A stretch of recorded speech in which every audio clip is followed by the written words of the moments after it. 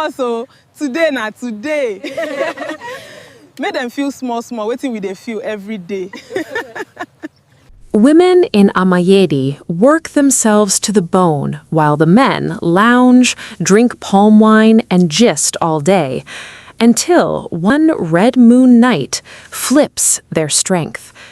The women rise, the men crumble into exhaustion, doing the work they mocked. But instead of ending in pure payback, it lands on Ngozi choosing balance over revenge. The town rebuilds around shared work, not domination. If you like a story like this, comment and subscribe to get notified whenever I drop a new education and funny story like this.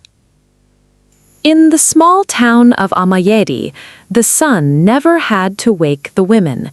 They were already awake before it, before the birds, before the light, before anyone else in the house even dreamed of moving. Not because they didn't need rest, they needed it more than anyone else, but rest was a thing life never gave them room to ask for.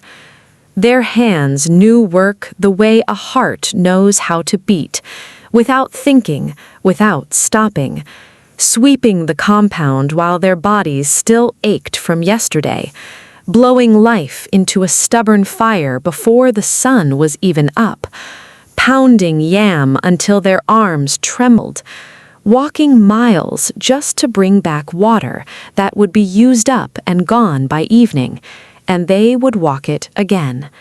And while all of this was happening, the men of Amaedi were somewhere else, living an entirely different life.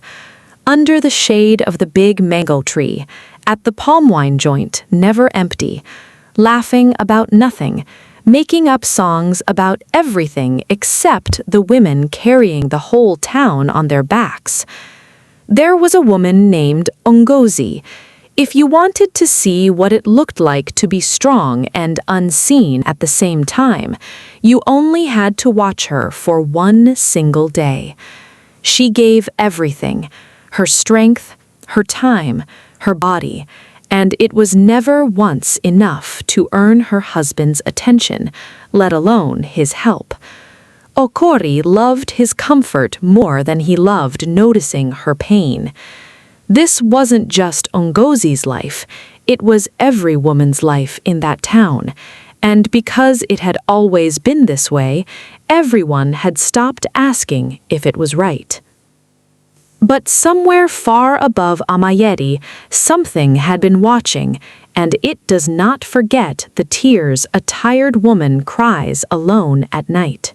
It was a Friday night, ordinary like every other. The men laughing loudly under a lazy moon, their wives at home with backs that wouldn't stop aching.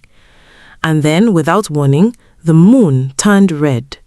Not the soft red of a sunset, a deep, unnatural red that made the wind itself go still, that made even the crickets forget how to sing. By morning, something inside the people of Amaedi had shifted. The women woke up and felt something they hadn't felt in years. Not tiredness, but power. And the men woke up carrying, for the first time, exactly the weight their wives had carried quietly every single day.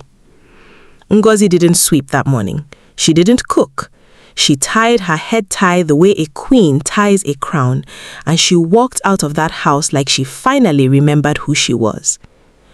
Across town, the women gathered where the men used to gather, laughing under the same mango tree, drinking from the same palm wine calabashes, tasting a freedom they never knew they were allowed to want.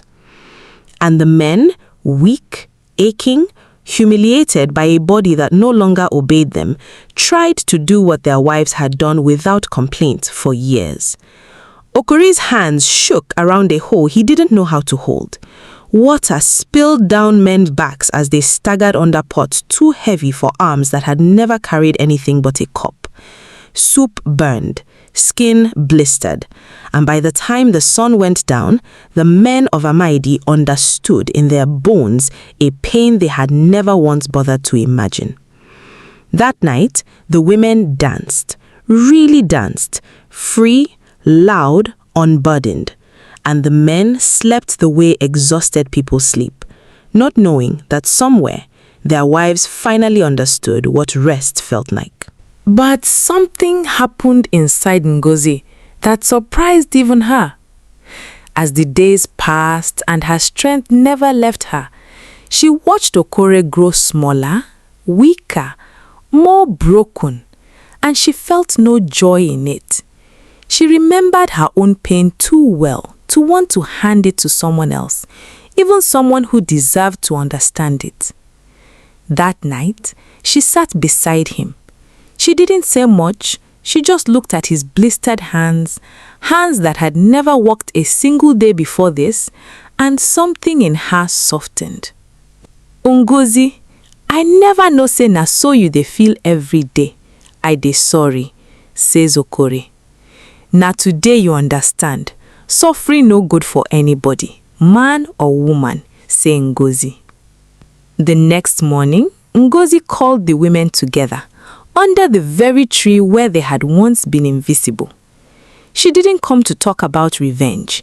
She came to talk about something harder, something better, balance. From that day, Amaedi slowly became a different kind of home. The men learned to fetch water without complaint. They learned to cook, to hold their children, to stand beside their wives in the farm instead of leaving them alone. Nobody carried everything by themselves anymore. Nobody had to. Years later, children would ask their grandmothers why the men and women of Amaedi shared the work so easily, so naturally, like it had always been that way. And the old woman, sitting by the fire, would only smile and say, "There was a night the moon turned red, and the women rose. Let that night never be forgotten, and let it never be needed again." Thank you for watching so far. Please don't forget to subscribe and share to persons who need it.